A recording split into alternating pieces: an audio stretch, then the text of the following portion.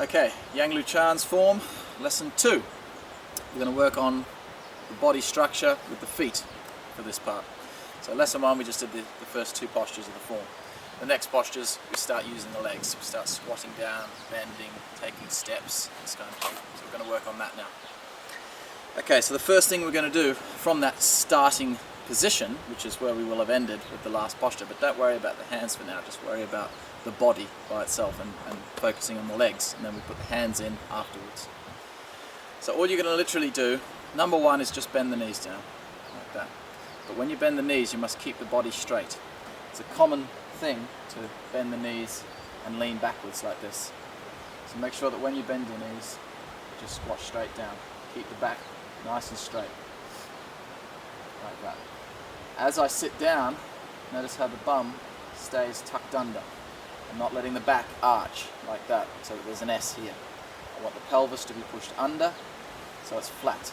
Don't push it under like this. Now that's rounded the other way. I don't want it rounded the other way or that way.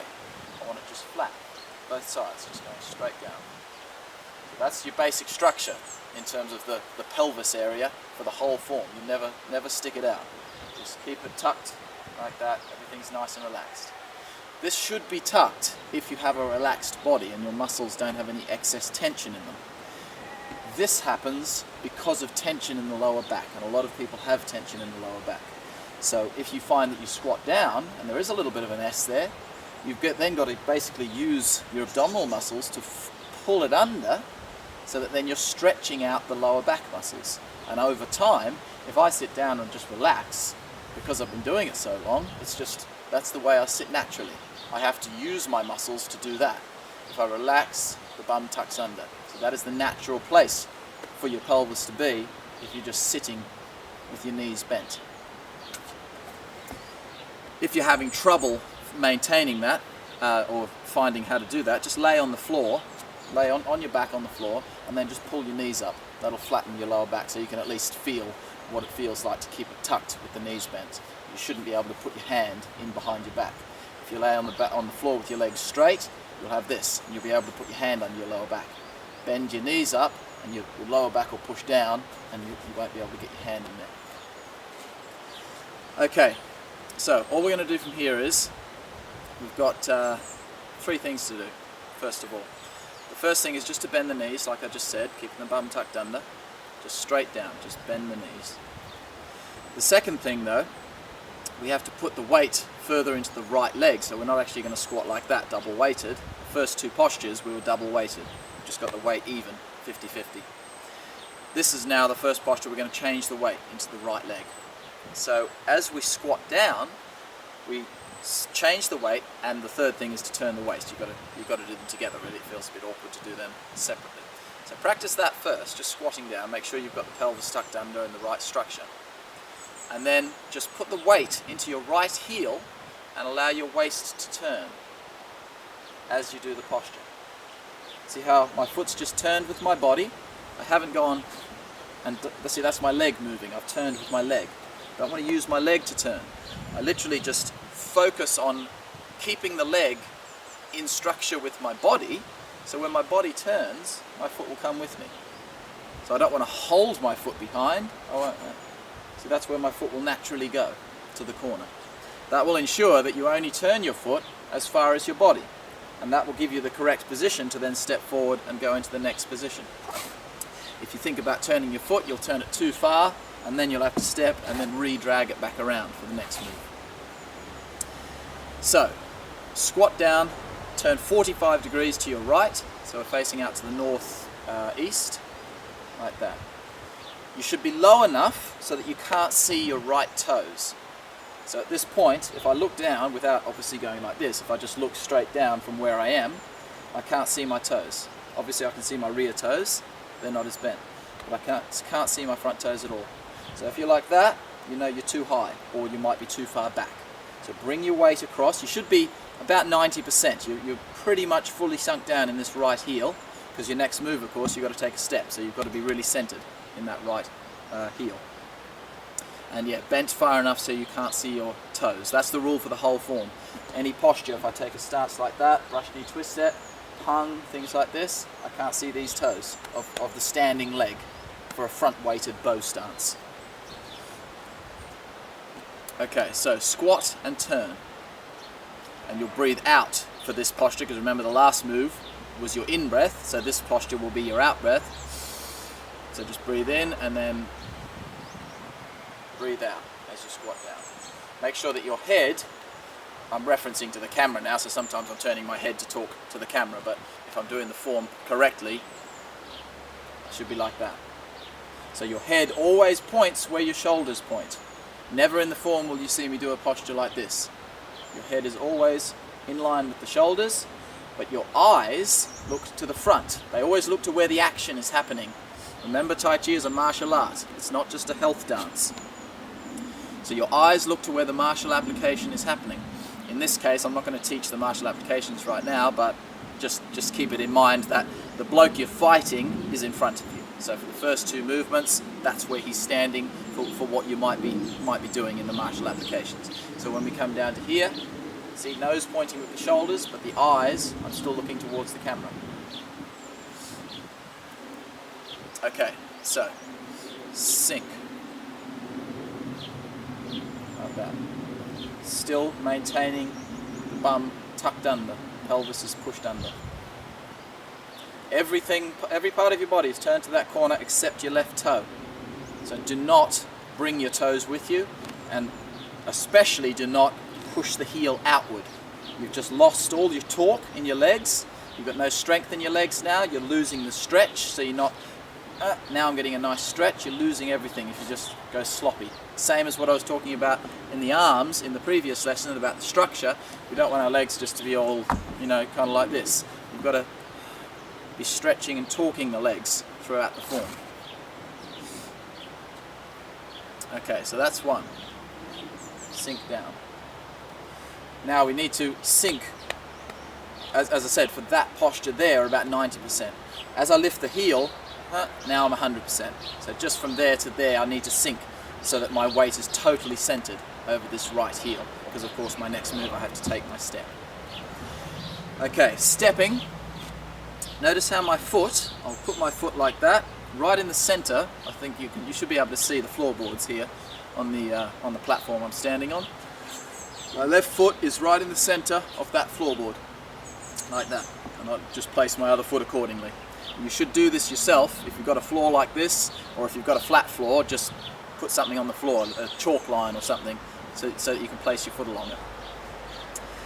You must keep that foot in a straight line when you step forward. Even when I'm teaching this in class, and I'm teaching people personally, I'll say it over and over again, keep your foot on the straight line. They'll do it whilst I'm doing it with them, and then as soon as I walk away, I look back and they're stepping across again and making their narrow stance. So you must be absolutely strict with yourself.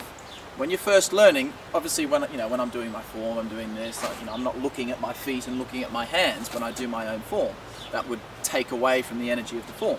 But when you're learning, you're trying to get things correct. So don't feel bad to come to here and just go, oh yeah, that's right. And even when I take this step, just gaze down at your foot. So I can see that I've left that foot in that straight line. So it started on that plank and it's finishing on that plank, like that. Absolutely important. When you step, the reason that you go skinny is because when you step, you've got to keep your hips this way. Don't turn your hips to the front when you step. Otherwise you've got no power for the next movement. So you must actually keep your hips to the corner as you take the step, so you're actually kind of holding your hip open effectively. It sort of, because there's that stretch there, it kind of feels like you want to walk off this way. But you've got to resist that and maintain the power in the legs. So just let the heel come up as you sink all your weight down. Just center your weight right down through the heel. Anytime you're standing in your heel, by the way, your weight is about here in your foot. So it's not right on the back part of the heel, it's actually on the front part of the heel, but never on the ball of the foot. If I'm doing a turn, such as this movement that we just did, in particular, because it's a weighted turn, see, it's much easier to do this, to sink into the back foot, to turn out your front foot. That's what more of the modern styles tend to do, because they want to make it easier for people to learn. The old style though, most of the turns are, You've got a weighted turn, so you're sinking into that foot as you're turning it. But to do that, you must make sure that the weight is in the back part of the heel, so that then effectively the foot can turn without putting any pressure on the knee. If you've got pressure in the ball of the foot, your foot won't turn so well, and you'll be doing this, and that's going to damage your knee. So it's a good idea. When I'm doing my form, I don't actually pick up my toes when I do it, but it is a good idea as a beginner, if you're doing a weighted turn, try to actually pick your toes slightly off the ground as you do the turn, and then just sink them back in. But the weight is only on the back part of the heel during a swivel, a turning motion of the heel. As soon as the toes have stopped and they've placed back on the ground, your weight transfers back to that front part of the heel rather than right on the back of the heel. So we're sunk down. Now just do this, sink. So at that point, by the time your heel's off the ground, you're sunk totally.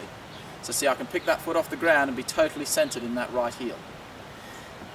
If I go like this, I've picked the heel up, but I'm not totally sunk. So now when I step, I'm going to have to do that.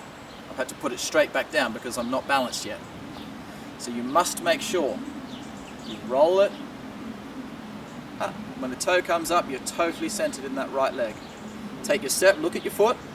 Just don't, as I said, don't look at your foot when you're doing your form once you've learnt it, but for learning purposes, to make sure it does the right thing, have a look at your foot. So I'm going to hold the hips this way, keep the bum tucked under, roll, sink. Now watch. And touch the heel down. See how the hips are still here? I have not turned the hips to the front. They're still open. So that's the balance part of things. So straight line is rule number one. Make sure it's straight and not giving you a narrow stance. Rule number two is to make sure that when you put, have a listen, watch. So you hear that tap. Obviously I've plonked my weight, watch. It's a silent step. So when you're doing your form, you make sure that you're totally sunk. Normally people are okay here, but it's when they put the foot down, they'll get to here and then just go, and just drop the weight a little bit. So be very, very sure. Touch, and then roll forward. So there. So those are the first two leg movements for the form. Sink and turn as you breathe out. This is a forward step, so we breathe in here, just sink all the way, and place the heel, like that. See how the foot doesn't really come very high off the ground either, don't be doing this kind of thing. Just let it just off the ground, like that. And make sure the heel just goes to where it wants to go. Just stretch the leg out and let the heel drop. Don't stretch the leg out and then try to put the heel over there by leaning forward, doing this or sinking down more or anything. Just see, watch. If for instance I step further up, so my leg's higher, watch what happens to my foot. It actually comes backwards slightly. It has to, because my leg doesn't extend as it goes down. So if my leg's up here, my leg's over a point about here on the ground. But as it comes back, of course, it's only going to get to here. So on a much smaller level, what people will do as a mistake, they'll go like that, but then they'll try to put the foot where it is now, in which case they have to do this and lean backwards to counterbalance, or they'll just plonk into it. So you actually let your foot go forward, but as you drop the foot, just a fraction, it will actually come backwards slightly. The only thing you have to worry about to make sure it's the right length is to make sure that your knee is straight when it hits the ground. So don't, for instance, go like that and then bend the knee, because now it's going to be too short. Make sure the knee is straight, lock out the knee, bang, when you place it down. Okay, so one more time, breathe out, sink, keep your foot on the straight line, keep your weight totally centered, touch the heel, and then all you're going to do for the last part is just change your weight into your front leg, and now this is where we turn the hips into the front. So now everything's squared off to the front. Never leave your hips open for a forward bow stance. Squeeze your hips in. Pelvis is still tucked under, so we're still not going like this. It's still tucked under all the way through the whole form. Tucked pelvis, hips on the front, knee over toe, knee in line with toe. And remember, you can't see that toe because you're low enough so that you're sunk down. So that's the structure. 70% of your weight is in your front leg for a normal bow stance, normal front weighted bow stance. And everything's facing the front, apart from, of course, your rear foot. That's still pointing 45 degrees to the right, to the corner, like that. Your rear knee, the structure of that, obviously don't let it sag in like this, just keep it up. Keep a bit of structure in it. So again, you're feeling a nice stretch down through here. If you just keep the weight, when I said put the weight here, so there's the front part of the heel, the weight should also be in the center of your foot. Don't have the weight on either side of your foot. So if, for instance, I let the weight sort of sag onto the big toe side of my foot, my knee's going to drop in. So keep your weight in the center of the foot, and that should keep your knee in the right position. All you have to do for the knee, for the rear leg, the front leg's easy, that's just got to be directly over the toe. Whereas your rear leg, take the stance and then literally just look back. Just tilt your head down and look at your toe. And if you look at your toe, there should be a straight line between your own nose, your knee, and your toe. So if your knee's sagged inward, there's the line, but I've got to go out to the left and back again to the right. So between your nose and your toe, that's where the knee should be, like that. And then you obviously stand back into posture. Okay, that's the legs. Thank you very much.